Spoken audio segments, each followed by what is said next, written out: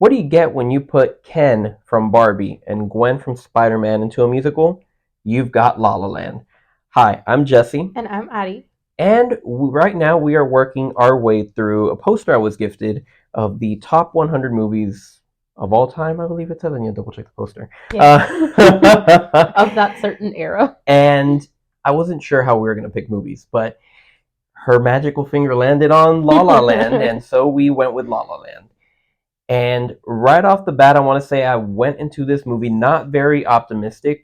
I will be the first to say I'm not a huge fan at all of musicals. If I were to list all of my favorite genres from like top to bottom, musicals would be at the very bottom. But I walked out of this film, dare I say, Sobbing. loving it. Heck, it exposed me. Yeah, he was falling asleep during the first like 30, 15 minutes. Um, Already prepped that it was going to be a bad movie. I had never seen this movie before. I had tried a couple of times and then for one reason or another never worked out. So when he showed me the poster, I was just like, ooh, this one sounds interesting. It was so random of me to just pick this one movie. But I do like musicals. So I was interested, and then since he said we have to watch every single movie on this poster, I was just like, Regardless. you don't like musicals, so this will be an entertaining thing for me. And so yeah, we played it, and I at first didn't super like it, and then I really liked it at the end. And then surprisingly, he was crying in the last scene. So yeah, it was a good time. I think he likes musicals now. I wouldn't say like likes musicals because I did try watching. What movie did I say? What movie was it West Side called? Story. West Side Story, and that is what I would call a traditional musical. It's just song and dance everywhere they go, and it's just like, and it's not been like a thing where I'm like, oh, I can't watch musicals. No, it's not very manly. Ever since I was a kid, I'd watch cartoons, and the one that's in my mind all the time when I think about it is The Land Before Time. And they'd get to a part where they just like start singing as they're like traveling, right? And even as a kid, I'd be like, cut the crap. Let's keep on with the show. There's no need for you to be singing while there's two crocodiles hunting you as you're trying to get to the big rock to get some berries. There's no need for a musical. There's no time for a musical right now. So I've never liked musicals. So we popped this movie on, and it starts off in musical fashion. And I was already turned off by it. But as the movie progresses, it's it proves that it's not really just all song and dance. Like there's a really solid story, underlying story to this film. Yeah, I feel like you get invested in the characters rather quickly, and it kind of like pulls you more into the film.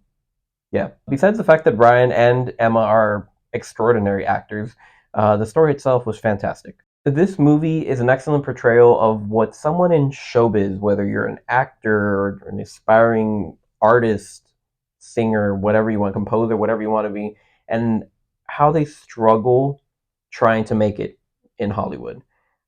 You get to see their highs, their lows. You get to see Ryan Gosling being a passionate pianist, but getting to play nothing other than jingle bells at really random restaurants. And Emma, on the other hand, an aspiring actress, and every audition she goes to is just they ignore her. They're not paying attention to her. They cut her off early.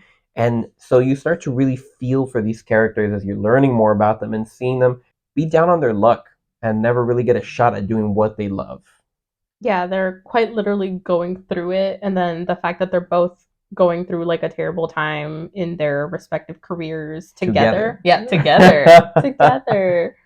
It's kind of nice. Well, I mean, not nice, but like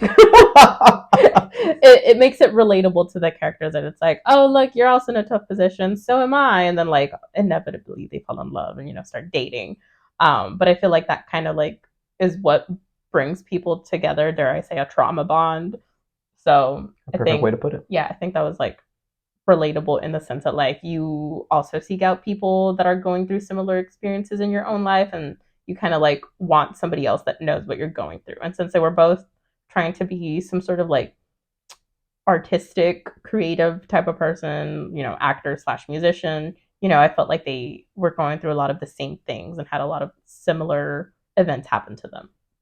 Exactly. In that aspect, like this movie will be, and I say will be, but it is relatable for anybody who is like truly passionate about something that they're trying to succeed at no matter what. Like they don't give up, they keep trying, and you get to see them experience something that anybody in I'd say particularly like a creative field struggles in, where you're just like trying over and over again. You just can't seem to break through. You can't seem to make it. You can't seem to get the engagement or the attention that you're needing to, like, become an artist of any kind, become a musician of any kind. And they portray that very well in this film. You really start to feel for them, and I think having Ryan and Emma in these roles only makes it that much better and much more believable. And once they get to their romance as well, you feel it. You feel them go through their highs and lows in their romance as well, and it's fantastic. They do an amazing job. Yeah, I'm surprised at how well Hollywood made a movie about how hard it is to get in Hollywood. That's so funny and introspective of them.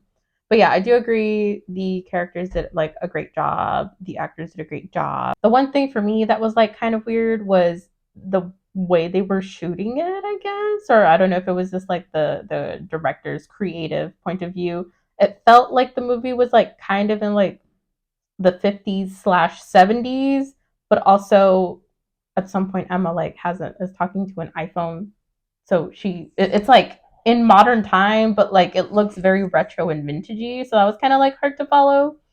I think Ryan Gosling's car is also like an old beat up car, and they like are dressed very like I don't know 70s 60s ish. I don't know what decade they were. So that was a little interesting. I didn't super like it. I felt like it made it hard to keep track of the movie, but I guess it was the film aspect to it since it wasn't just a movie; it was a film. It's the aesthetic. Yeah, the It's the Hollywood aesthetic. aesthetic or quirkiness, if you must. I kind of Yeah. saw it just as like Ryan didn't have a lot of money, and that was Hmm. probably the only car he could afford or that was handed down to him. Hmm. So he kind of was stuck with that until he could get something better, or maybe he had some sort of sentimental attachment to it. But again, we're never told that in the film. Hmm. Um, Yeah, even like the yeah, way that damn, what's her name in the movie? Emma's character? Mia. Mia. Even the way that like she dresses and like the little shoes that she's wearing, it just feels very like 50s. I don't know. I don't know. It had That's her a style. yeah, it had a timepiece You're gonna to judge her it. style. I can and I will. But yeah, other than that, I will say it lost me in the first half, and that's because like I was excited since this was like a musical, and then they didn't like do that many musical numbers. So I was like kind of starting to like lose interest halfway through, and they really saved it in the last 20 minutes for me. They really did. They racked up their points. I felt the same way. Like it was the first half as a whole was just didn't have me at all, and then towards the second half, it started building up, and I was like, I'm starting to really enjoy these characters. I'm starting to care about them, and then those last 10, 15 minutes just If you know, you know. grabbed my soul and rained it all out. Um, but yeah, it really did save the film. It got it up from like what might have been like a C to like a high B A territory for me. So Yeah, yeah, yeah, same here. I think they spent too much time on like details that like weren't super important, and I don't know if it felt rushed at the end. It didn't feel rushed. They could have like obviously made this like a whole last other hour longer. But yeah, it just felt like they spent too much time trying to like set up the scene, and then by the time the like action happened, like you're already almost at the end. So yeah, those are my thoughts. overall, I'd say this movie was very good. If you like musicals, you're gonna go into this movie loving it probably from beginning to end. If you love romance, you're gonna love this movie as well. I'm not one to naturally gravitate to either one of these films, but whenever I do end up watching them, and if they're good, they get me by a chokehold. I don't like any random just romance, but this film was done very well. So I'd say I'd give it a solid 8 out of 10. Thoroughly enjoyed it. By the end of the film, I just felt so emotional for these characters, and yeah, I loved it. I will give it a 7 out of 10. I really did enjoy it. Like I said, now that I know the ending, I think I will maybe rewatch it again to see if I appreciate the beginning more. I do wish it would have been more musical y. other than like the like couple of songs and like choreographed dance numbers that we got. But yeah, same as Jesse said. The last couple of minutes had us in a chokehold. I didn't quite cry like he did. Almost there, almost there. I would have if I would have liked the beginning, but I enjoyed it, and I think everybody should watch it. I wish we would have seen this maybe about like 6, 7 years Yeah. ago, because we attended a South by Southwest event. I think Uh-huh. in like 2017. Yeah, and like the It was, I think, like the composer the or like there, that's the word I was the looking for. musical director who Yeah. created the score was there, and they were talking about the songs and like how they created them. I don't think the actual actors were No. there, but we had a friend of ours, a couple friend of ours that had already seen the movie, and they were like gushing about how good it was. They went and like actually were able to appreciate, the things that the composer was saying, and we just went because it was free, and we got like a cool little postcard out of it.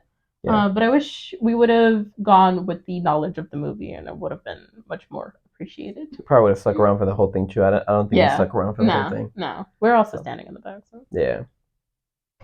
If you've stuck around this long, we have a bit of a spoiler talk that we do every now and then when we have like extra hard feelings about some parts of the movie. And I think there are some spoilers we'd like to discuss. Yeah. Oh my God. I want to talk. I want to talk about the ending. Obviously, Mia and what's his face, Seb didn't end up together, and I think it's interesting that they didn't because I feel like the entire movie you're rooting for them. They went through this really hard time, and you're like, oh my God, they're finally gonna make it, and then bam, 5 years later, she's married and has a kid, and it's not Sebastian. And then that was just like kind of like jarring. That I was just like, wow, that's not what I wanted to happen. They and make then, it career-wise. Yeah. So it's kind of like you can either have either one or the other. Yeah, and then like they really went through an entire montage of them thinking about the perfect life they would have had if they were together. I don't even want to think about it. Yeah, that was heartbreaking, heart-wrenching. The creators didn't have to do that, but I guess that really gave the movie a lot more points in my opinion. Yeah. I also thought it was interesting. I probably should have mentioned this at the beginning, but like how they used, I guess, light or shadows when they were like wanting to reference certain feelings. So like specifically at the end when Mia is there with her husband at Seb's, music jazz club, and he starts playing their like love song on the piano, the light kind of dims and you just see Ryan. It's like it's a spotlight on him. Yeah, it's a spotlight on him, but like also when they flash back to Mia, it also starts getting dark around her, and then she's just lit up. So it's just like they're in their own little bubble, and they did that I think like 2 or 3 other times in other scenes that I can't quite remember. But I remember noticing, I'm just like, why is it like so dark around them? Oh, when she was doing her audition, yeah, it also just like blackened up, and she was just like lit up in the focus center. Was like on her. Yeah, I think it's just whenever they're trying to show focus on those characters. Yeah, they're like going off in their own little world. But yeah, I thought that was interesting. Hurt my heart. I think it may not be what you want, but it's what you need. It's what the film needs in order for it to be that extra level of good. It's very different genre, but if you think about The Mist, at the end, it's the one with, or like everybody's in the car at the end, they're stuck in the mist, there's no more gas left in the car, and what does the dad do? He has 5 bullets, and he's going to kill everybody in the car, including his son, so they don't suffer. And then when he gets to himself, he obviously doesn't have a bullet, tries to kill himself, and he then steps outside to hopefully get slaughtered by creatures, but then you hear sounds and the military starts rolling in. And had he just waited a few seconds longer, he could have saved everybody. Dang, spoiler for another movie. So it's that kind of like heart-wrenching feeling where it's just like you wish it would have ended a different way, but it doesn't end that way. And it's just like, it sucks, but it stays in your mind for that reason.